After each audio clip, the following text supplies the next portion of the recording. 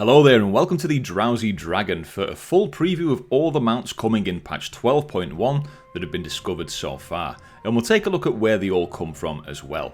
Let's start with the seasonal mounts for PvE and PvP content. First we have the Midnight Season 1 champion mount, the Umbral Ashes. This is awarded to the players who finish Midnight Season 1 with a keystone rating in the top 1% of all players. Extremely nice version of the Ashes of Beleren mount. I wish I had the time to even attempt to get this, but like many of us, we're not going to be getting our hands on this. For Mythic Plus in Season 2 for Midnight, we'll be able to get our hands on the Breath of Blight. This Venomous Serpent mount is awarded for Keystone Master, so getting a rating of 2000 in Season 2. And for Keystone Legend, if you climb all the way to 3k rating overall, you can get the Breath of Ruin, the red recolor of this. For Raiders, you have the Crimson Venomfang, which is awarded for completing the Glory of the Venomous Abyss Raider achievement. These always require some sort of unusual tactics typically on the bosses, and they can be done on normal or higher difficulty mode, so get used to the bosses and then get a group together to go and do these achievements. And then the Mythic Ula'tek mount is... well...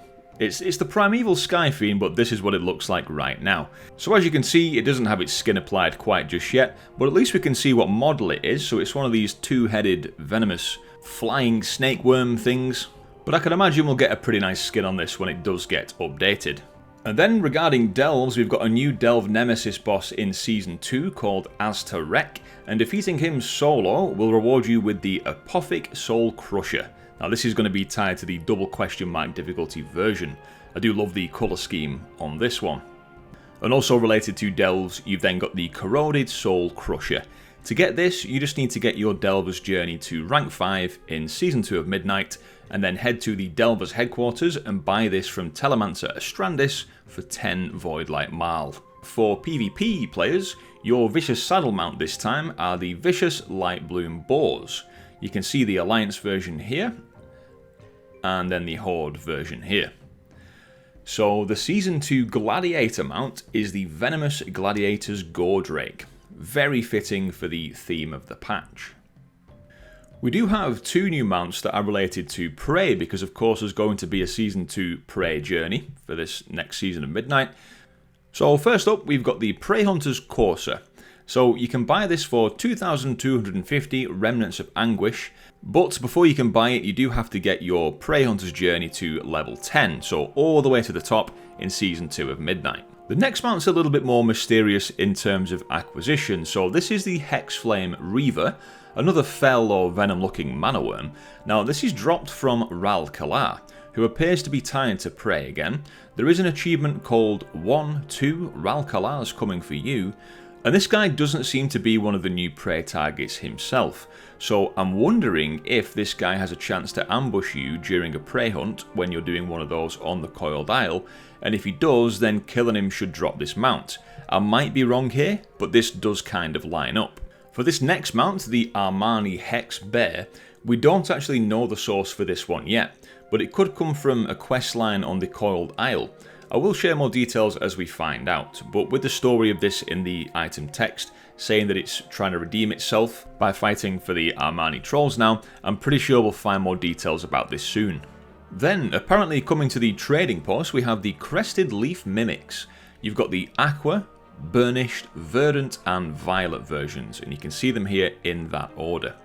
These are of course listed as trading post mounts, so it's likely that one or two will be on the trading post, and perhaps two other ones at a different time or from a completely different source. I don't think we're going to get all four of these on the trading post in one given month, so it's likely one of them will be purchasable with Trader's Tender, and another one could be the reward for filling up the Traveller's Log bar for that given month. And of course we've got the Horse with Hat. One cannot forget the legendary Horse with Hat. Probably going to be a placeholder name which it is indicated as, but I hope it just stays as being called Horse with Hat. So this is probably coming to the trading post, but it could be acquired some other method. Although what would make the most sense is if it shares a slot on the trading post at the same time as the Badlands Buzzard, which is another mount that's meant to be coming to the trading post. Very western and country themed. One mount you can get super easy from quests is the Dusk Grimlynx. This comes from the first chapter of the campaign quest in 12.1, where you go into Harrendar and have a meeting with all the elves, so just follow the campaign through and you'll get this basically for free. The particular quest is called History Lesson, and it starts from Owena in Silvermoon City. Then we've got the Emerald Skyfang, so this is for the achievement Pro Poison Patroller. So on the new island, the Coiled Isle, you do have the Vaults of Ula'tek underground, so this is a bit of a long-term goal where you'll have to basically go into the area underneath the isle, group up and complete these patrols, 250 in total. Then you've also got the Venomous Coiler. This is from the achievement Assault the Vault, so this is the meta achievement related to these same activities in the previous mount that I mentioned, so all the things to do with the Vaults of Ula'tek. There's 10 achievements included in this meta, so this one will likely take quite a bit of time to complete. Also related to this, we've got the Caustic Venomfang. Now, this is sold by the vendor, Air Inye, for 10,000 corrosive coins, which presumably will drop from mobs and treasures inside the Vaults of Ula'tek. So you can be collecting these as you work on the achievements for the previously mentioned mounts. Then we've got the Indigo Coiled Horror. When you start doing your quests in 12.1, you will unlock a new renowned faction, Tok'Jara's Forces, which you'll start to gain reputation with through the campaign quests and completing activities on the new island. When you get to renown rank 17 with this faction, you can buy this mount from Jansari, who is located at Tokka's Landing on the Coiled Isle. And this is the town hub for that zone, so you will make your way here through the 12.1 campaign quests. The cost of this mount is 6k Voidlight Mal. And then you've also got the Violet-backed Skyfang. This costs 8k Voidlight Mal, and it's also sold by Jansari when you get your renown level to 19 with Tok'Jara's Forces.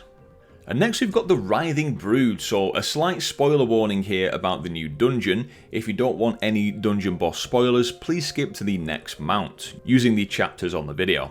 So with the spoiler warning done, this one seems to be tied to the new dungeon. The text says that it is yielded to you after witnessing your battle against the Writhing Coil. So the Writhing Coil is the second boss in the new dungeon, and this doesn't drop from the actual boss itself, and it's not in the boss's loot table. So this must be an NPC nearby that perhaps gives you a quest, or lets you interact with it to obtain the mount. So do stay tuned for more details on this as we learn more.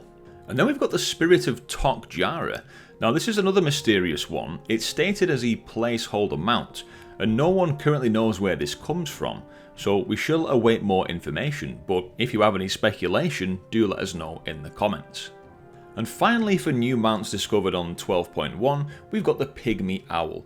This one is listed as in-game shop, but it could perhaps be for the subscription mount bundle like others mounts we've seen before, or maybe just a simple purchase option. I'm not going to lie, this one does remind me a bit of Stephen Fry. I'd be really curious if this had a summon in and out animation like the Skyrocks that we recently got access to, and to be honest, I would expect it to, with it being a store mount. But hopefully these summon in and out animations are something they keep going forward with all these new mounts. I don't think every mount will get it, but it would be nice if it did. So, thanks for watching guys, there's all the new mounts that we've discovered so far on the 12.1 PTR. Do let us know in the comments which one is your favourite. Special thank you to our channel members here on YouTube and our Patreons for supporting the channel with their own money. If you would like to join them, then you can also do the same by following the links in the description down below. Thank you. I've been the Drowsy Dragon, hope you enjoyed the video, please do leave a like if you did and subscribe for more content from me all about the wonderful world of Warcraft. Catch you in the next one. Cheers.